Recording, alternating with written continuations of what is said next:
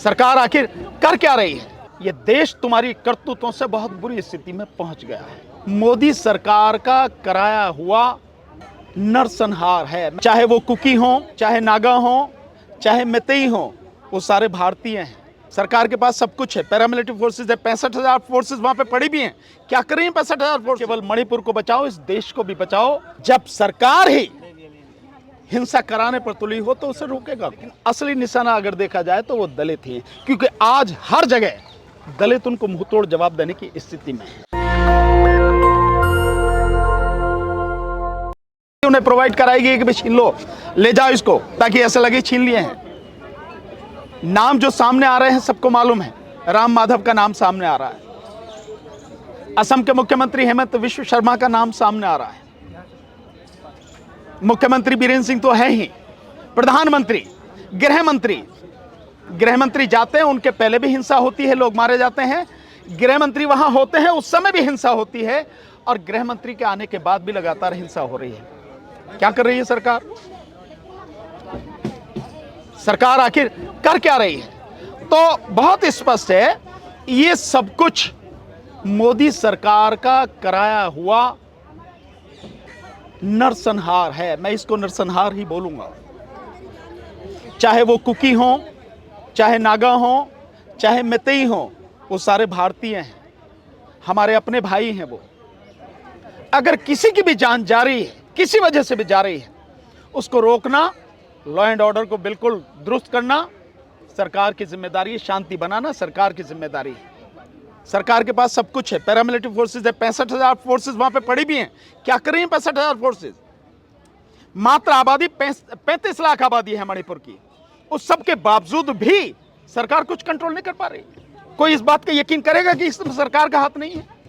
मैं बिल्कुल स्पष्ट रूप से कहूंगा कि सरकार का हाथ, और सरकार को यह सलाह दूंगा और चेतावनी भी दूंगा कि समय रहते न केवल मणिपुर को बचाओ, इस देश को भी बचाओ। यह देश तुम्हारी करतूतों से बहुत बुरी स्थिति में पहुंच गया है। सरकार को सोचना चाहिए, और सोचना नहीं, काम करना चाहिए, ताकि मणिपुर में शांति व्यवस्था बहाल हो। कई लोग ऐसे भी देख रहे हैं इसको कि 2024 के जो चुनाव है उसकी पटकथा लिखी जा रही है। कैसे देखते हैं इसको? बिल्कुल हो सकता है, अगर सरकार बोल नहीं रही है और जिस तरह से वो धर्म के नाम पर, संप्रदाय के नाम पर लड़ाती है, कत्लेआम करवाती है। आप उत्तराखंड का उदाहरण तो भूले नहीं होंगे, किस तरह से मुस्लिम समाज के लोगों की दुकानों को, घरों को बाकायदा निशान लगाया गया, उन्हें निशाना बनाया गया और उन्हें वहां से भगाया गया। किसकी सरकार है उत्तराखंड में? बीजेपी की सरकार। मणिपुर में किसकी सरकार है? बीजेपी की सरकार है। ये प्रधानमंत्री नरेंद्र मोदी के बनाए हुए लोग हैं, जो वहां पे उत्तराखंड में जो मुख्यमंत्री कौन, हारने के बावजूद भी अगर उसको बनाया है तो किसने बनाया? मोदी ने बनाया। मोदी जी तो अपने ही लोगों को नहीं बचा पा रहे, उनके मंत्री और जो तमाम लोग हैं वो हाथ खड़े कर चुके। देखिए, मोदी की तरफ से चाहे कोई कितना ही भी सगा उसका हो, उससे मोदी के मतलब उसके मरने पे मोदी को कोई फर्क नहीं पड़ता। मोदी की सत्ता और भविष्य में जो 2024 का चुनाव है उसमें वापस वो सत्ता में आ जाए, ये सब कुछ बरकरार रहना चाहिए। मोदी का केवल इतना ही मकसद है, इसके अलावा कुछ नहीं है। पूरा देश तबाह हो जाए, उससे कोई फर्क नहीं पड़ता है। और देश तबाह हो रहा है, लगातार हो रहा है, लगातार हिंसा हो रही है, लगातार लोग मारे जा रहे हैं। सरकार क्यों नहीं बोल रही है?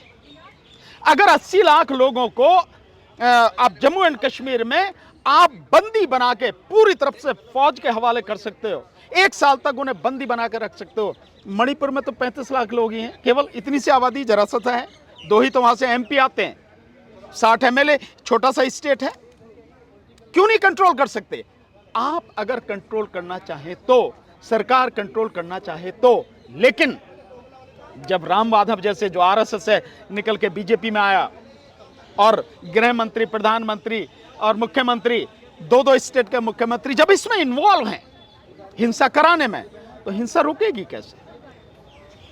जो कम्युनिटीज है वो नहीं समझ रही हैं सर, क्या कहना चाहेंगे उन कम्युनिटीज को? कौन समझाने वाला है? कोई समझा रहा है क्या? समझाने के लिए कोई प्रयास किया गया? कोई शांति समिति बनाई गई क्या? भाई दोनों तरफ के, ऐसा नहीं है कि दोनों तरफ के लोग, ठीक है आज आमने सामने घृणा नजर आ रही है, लेकिन इन्हीं सब में दोनों तरफ से आप देखेंगे तो ऐसे लोग हैं जो किसी कीमत पर हिंसा नहीं चाहते। मैं मैतेई लोगों से भी मिला हूं, वहां से भी कई लोगों का डेलीगेशन आया, वो भी प्रधानमंत्री से मिलना चाहते थे। 60-70 महिलाएं आई, स्पेशली महिलाएं आई, वो मिलना चाहती थी, समय नहीं दिया प्रधानमंत्री मिलने का। और आप देख रहे हैं कि जो 10 विपक्षी दल हैं वो भी मिलना चाह रहे हैं, प्रधानमंत्री से समय लेने का प्रयास कर रहे हैं। अभी तक प्रधानमंत्री समय नहीं दिया। क्यों नहीं समय दिया? क्या दिक्कत है प्रधानमंत्री को? ऐसा क्या काम करे प्रधानमंत्री? विदेश दौरे पे है प्रधानमंत्री। विदेश दौरे पे तो अब गए 21 तारीख से, 21 से 24, वो आज खत्म हो जाएगा, कल यहीं होंगे प्रधानमंत्री। इससे पहले क्या था? इससे पहले समय नहीं था मन की बात करने के लिए। अगर प्रधानमंत्री के पास समय है तो और जो जरूरी काम है, मन की बात से ज्यादा जरूरी काम है ना, मणिपुर की हिंसा रोकना, वहां पर खून खराबा रोकना, लोगों में विश्वास जगाना, शांति व्यवस्था बहाल करना, प्रशासन को बहाल करना, किसकी जिम्मेदारी है?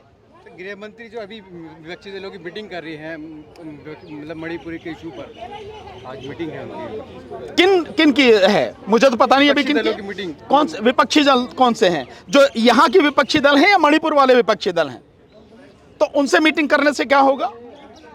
विपक्षी दल तो पहले से कह रहे हैं हिंसा तुम करा रहे हो, तो उनसे मीटिंग करने के बजाय सरकार को जो कदम उठाने चाहिए वो कदम उठाए सरकार, वो जरूरी है, और वो कदम सख्ती से। लेकिन जब सरकार ही हिंसा कराने पर तुली हो तो उसे रोकेगा कौन? सर, एंटी कन्वर्शन बिल के बारे में 2 शब्द बताइए। देखिए, ये बिल्कुल गैर संवैधानिक है। संविधान में इस तरह की कोई व्यवस्था नहीं है। संविधान में व्यवस्था है कि इस देश में जितने भी धर्म के लोग रह रहे हैं उनको धार्मिक स्वतंत्रता है, वो अपने धर्म को जैसे चाहें मना सकते हैं, उसका प्रचार प्रसार जैसे चाहें वो कर सकते हैं। तो अभी जितने धार्मिक लोग जो जेल स्वतंत्रता, में हैं, ये जितने भी जेल में हैं सब वो गैर कानूनी तरीके से हैं। लेकिन जैसे यहां पे आज सब लोगों ने मिलकर एक प्रोटेस्ट किया है, इन प्रोटेस्ट से काम नहीं चलेगा। प्रोटेस्ट करने पड़ेंगे बड़े, और सभी को शामिल होना पड़ेगा, और उसमें सभी मुद्दे जो हैं इकट्ठे लेने पड़ेंगे। वो ये कन्वर्जन का जो बिल, जहां भी बीजेपी के जो गवर्नमेंट हैं स्टेट्स में, वहां जो ला रहे हैं उनके खिलाफ भी लेना पड़ेगा। मणिपुर की भी समस्या लेनी पड़ेगी, उत्तराखंड की भी समस्या लेनी पड़ेगी। ये लव जिहाद के नाम पे जिस तरह की गंदगी पूरी फैलाई जा रही है, लोगों को मारा जा रहा है, घृणा फैलाई जा रही है, ये सब लेना पड़ेगा। बेरोजगारी का मुद्दा भी लेना पड़ेगा, सुरक्षा का मुद्दा भी लेना पड़ेगा।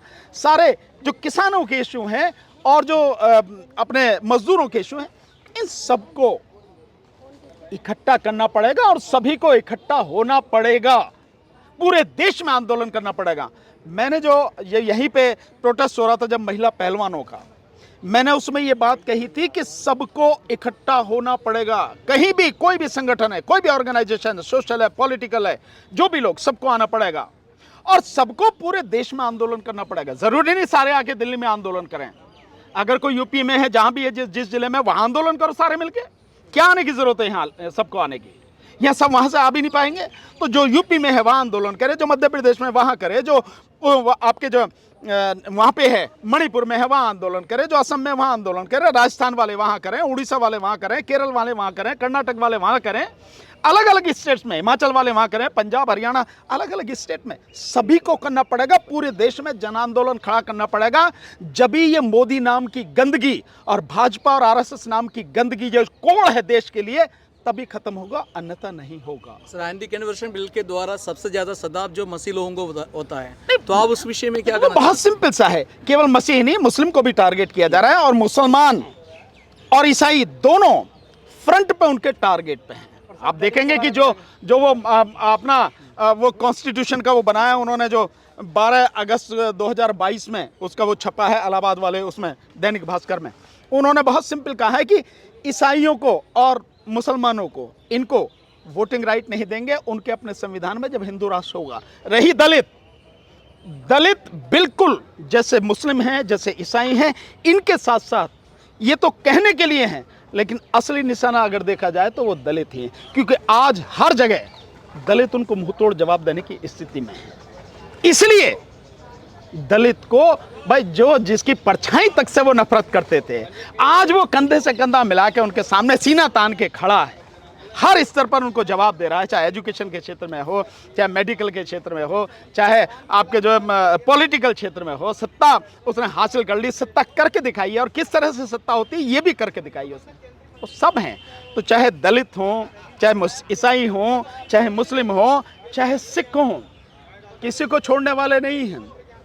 सिखों का नंबर बाद में आएगा, ये ध्यान रखना बस, क्योंकि बहुत ज़्यादा मार्शल कौम है, इसलिए उसको बाद में। बाकी फ्रंट पे मुस्लिम और ईसाई, देन उसके बाद में दलित, देन ओबीसी, और फिर बाकी सारे आएंगे। सब उनके निशाने पे। आप सोचना नहीं, इस देश के 115 से 120 करोड़ लोग मोदी और बीजेपी और आरएसएस के निशाने पर हैं कि इनको सारे अधिकारों से वंचित कर दें, नागरिक अधिकारों से वंचित कर दें, 2 तीसरे दर्जे का नागरिक इनको बना दें। तो सब है। आप किसी एक नेशनल दस्तक की आपसे गुजारिश है कि अगर इसको बचाना चाहते हैं तो नेशनल दस्तक को सब्सक्राइब करने के लिए रेड कलर के सब्सक्राइब बटन को दबाएं, फिर बेल आइकन की घंटी दबाएं। नेशनल दस्तक को बचाने के लिए बहुत जरूरी है कि हर खबर को शेयर करें, लाइक करें, कमेंट जरूर करें।